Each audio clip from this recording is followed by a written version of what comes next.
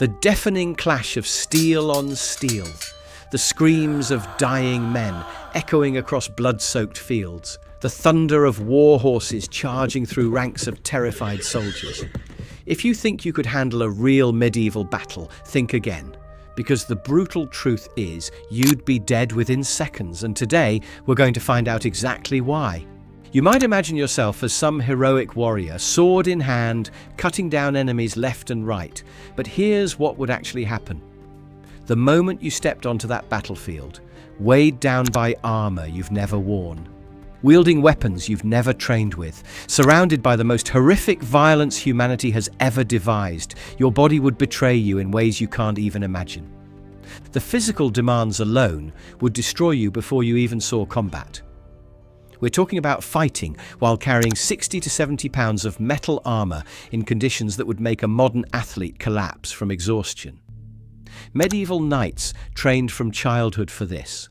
Their entire existence revolved around developing the stamina and muscle endurance needed to swing a 6-pound sword repeatedly while encased in steel. You get winded walking up 2 flights of stairs, but it gets worse. Much worse. Because what's waiting for you on that battlefield isn't some organized, disciplined engagement. It's absolute chaos. It's a writhing mass of desperate, terrified men trying to kill each other with axes, maces, and farm tools. It's ankle-deep mud mixed with blood, vomit, and human waste. It's the kind of environment that would shatter your mind before it destroyed your body. We know exactly what happened to people like you who found themselves in medieval combat. We have their bones, we have their wounds, we have detailed accounts of how they died, screaming and alone, trampled by their own allies or carved up by enemies they never even saw coming. So let's start with the most basic problem you'd face. Your body simply isn't built for this. Fighting in medieval armor wasn't like wearing a costume. It was like carrying a small person on your back while trying to perform the most physically demanding activity humans have ever engaged in.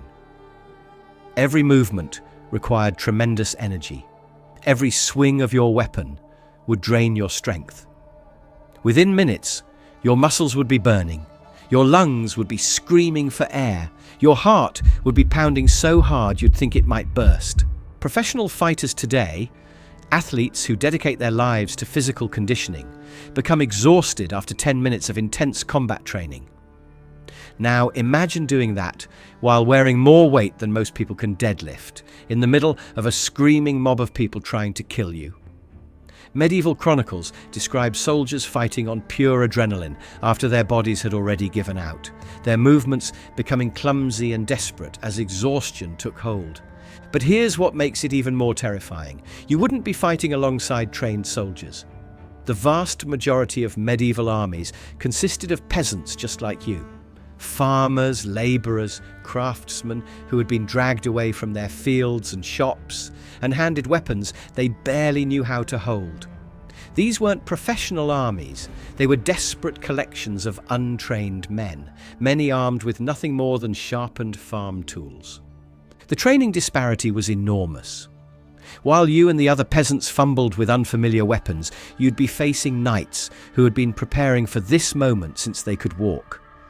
Their training involved hours of daily practice with every conceivable weapon. They had experience. They had muscle memory. They had the kind of conditioning that comes from a lifetime dedicated to the art of killing. These professional soldiers would cut through ranks of peasants like you were made of paper. And the psychological impact of watching your comrades die around you would be devastating. The fear would paralyze you. The noise would disorient you. The smell of blood and death would make you sick. Many soldiers in medieval battles simply froze, unable to move or fight, easy targets for anyone with the skill to take advantage. Now let's talk about the environment you'd be fighting in. Medieval battlefields weren't clean, organized spaces. They were hellscapes that would horrify modern people. The ground beneath your feet would be a putrid mixture of mud, blood, human waste, and rotting flesh. Soldiers would relieve themselves where they stood, too terrified or exhausted to care about dignity. The dead and dying would be trampled underfoot, their bodies creating treacherous footing that could send you sprawling at the worst possible moment. Disease was rampant.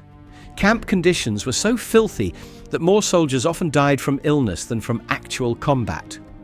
Typhus, smallpox, dysentery and plague swept through armies with devastating effect. By the time battles actually began, many soldiers were already weakened by sickness. Historical accounts describe English archers at famous battles, cutting off their soiled clothing, because dysentery had made normal movement impossible. The psychological warfare alone would break most modern minds. Knights didn't just rely on their fighting skills, they cultivated reputations for ruthlessness that preceded them onto the battlefield. They would charge with blood-curdling battle cries designed to instill terror. The sight of armoured warriors thundering toward you on horseback, lances levelled at your chest, created a visual spectacle that could cause entire formations to break and run before contact was even made. Medieval armies understood that fear was a weapon as powerful as any sword or spear. They would spread rumours of their brutality, leave trails of devastation behind them, and use every psychological trick they could devise to demoralise their enemies. Often, the mere reputation of an approaching army would cause cities to surrender without a fight. The terror was that effective. But let's say you somehow survived the initial shock. Let's say you didn't flee in panic or collapse from exhaustion. You'd still have to face the reality of medieval combat itself. This wasn't the choreographed sword fighting you see in movies. This was brutal, desperate violence where men killed each other with whatever weapons they could find. Axes split skulls, maces crushed bones, spears punched through armour and flesh. Soldiers used sharpened shovels, farming implements, even their bare hands when weapons broke or were lost. The wounds were horrific. We have archaeological evidence from battlefields like Towton that show exactly what happened to soldiers caught in medieval combat. Skulls split open by repeated blows, bones shattered by maces and hammers, bodies pierced by arrows and spears. The violence was so intense that many soldiers suffered multiple fatal wounds, suggesting they continued fighting even after receiving injuries that should have killed them. Medical care was essentially non-existent. If you were wounded, you were on your own. There were no battlefield medics, no hospitals, no antibiotics or pain medication. A simple cut could become infected and kill you days later. A broken bone might never heal properly, leaving you crippled for life. Many soldiers who survived battles died slowly and painfully from their injuries in the days and weeks that followed. The cramped conditions meant that even minor wounds could be fatal. Packed together in tight formations, soldiers couldn't properly defend themselves. They couldn't maneuver. They couldn't retreat. Once combat was joined, you'd be trapped in a writhing mass of bodies, unable to see threats coming from any direction. Archaeological evidence shows that nearly 40% of soldiers in frontline positions didn't die from weapon wounds at all. They were trampled to death by their own comrades in the panic and chaos of battle. Think about that for a moment. You wouldn't even need an enemy to kill you. Your own allies, desperate and terrified, would crush you underfoot as they tried to advance or retreat. You'd fall in the mud and muck, and the men behind you would step on your back, your head, your arms grinding you into the filth as they pushed forward. Unable to breathe, unable to move, you'd suffocate in inches of bloody mud while the battle raged above you. This was the reality of medieval warfare, not honour, not glory, just death in its most brutal and senseless forms. And if you somehow managed to survive the initial chaos, if you didn't get trampled by your own side or collapse from exhaustion, you'd still face the most terrifying aspect of medieval combat, the killing itself. Forget everything you think you know about sword fighting. In the crush of battle, there was no room for elegant technique or heroic duels. You'd be packed so tightly against other soldiers that you could barely lift your arms. The most effective weapons weren't swords at all, they were axes, maces and war hammers designed to crush skulls and shatter bones through armour. A rusty scythe or sharpened farming tool could kill you just as dead as the finest blade. The targeting was methodical and brutal. Professional soldiers knew exactly where to strike. The head was the primary target because even a glancing blow could disorient or kill you. Archaeological evidence from the Battle of Towton shows that 27 out of 28 recovered skulls had fatal head wounds. These weren't clean deaths either. Multiple strikes to the same area, suggesting soldiers continued attacking even after their opponents had fallen. Your helmet, if you even had one, would become a death trap. Research shows that temperatures inside medieval helmets could reach over 110 degrees Fahrenheit within 20 minutes of combat. You'd be cooking inside your own armour while trying to fight for your life. Many soldiers removed their helmets mid-battle just to breathe, making themselves perfect targets for enemy weapons. The wounds you'd receive would be unlike anything in modern experience. Swords would slice through muscle and bone. Maces would cave in your chest. Arrows would punch through whatever armour you wore and lodge deep in your organs. But here's what makes it even worse. You probably wouldn't die quickly. Medieval weapons were designed to incapacitate, not kill cleanly. You'd lie on the battlefield, conscious and aware, as your life slowly drained away. And then there's what happened after the fighting stopped. If your side lost, the real nightmare would begin. Medieval armies showed no mercy to defeated enemies. Fleeing soldiers were hunted down and slaughtered. Many drowned trying to escape across rivers. Others were trampled by their own retreating forces. The chroniclers tell us that after some battles, the waters ran red with blood for days. Even if you survived, you'd face the scavengers. Victorious armies would return to strip the dead and wounded of anything valuable. Your armour, your weapons, even your clothes would be taken. Medieval sources describe soldiers left with nothing but what nature had given them when they first saw daylight. If you were wounded and couldn't defend yourself, you'd be robbed and left to die naked in the mud. The aftermath was just as brutal as the battle itself. Mass graves filled with hundreds of bodies, no dignity, no individual burials unless you were nobility. Just piles of corpses thrown into pits and covered with dirt.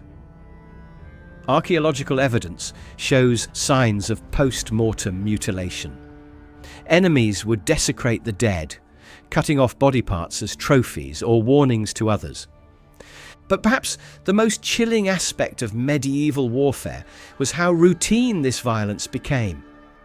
Chronicles describe these horrors matter-of-factly, as if mountains of corpses and rivers of blood were simply the natural order of things. Soldiers who survived multiple battles became hardened to suffering that would break modern minds. They learned to step over dying comrades, to ignore screams for help, to focus only on their own survival in a world gone completely mad. This wasn't some distant, romanticised past, filled with noble knights and honourable combat. This was humanity at its most savage. Men reduced to animals, fighting desperately in conditions that would be considered war crimes today. The medieval battlefield was a place where civilization ended and pure, brutal survival began. So the next time you imagine yourself wielding a sword in some glorious medieval battle, remember this: you wouldn't be a hero, you wouldn't be brave, you'd be a terrified, exhausted, untrained peasant, surrounded by professional killers in an environment designed to destroy human beings in the most efficient ways possible. You'd last seconds, not minutes. And your death would be neither noble nor memorable.